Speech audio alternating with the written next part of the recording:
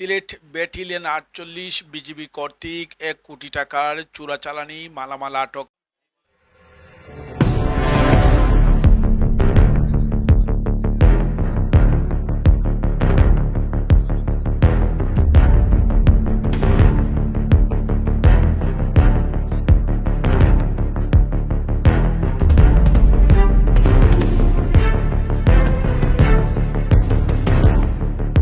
Sylhet battalion ৪৮ BGB ১৬ই মে সিলেটের সীমান্তবর্তী এলাকায় অভিযান পরিচালনা করে বিপুল পরিমাণ ভারতীয় জিরা, গরু, চিনি, বিড়ি, কম্বল, মেডিসিন, মদ ও বাংলাদেশ হতে পাচারকালে চাপাতা আটক করে।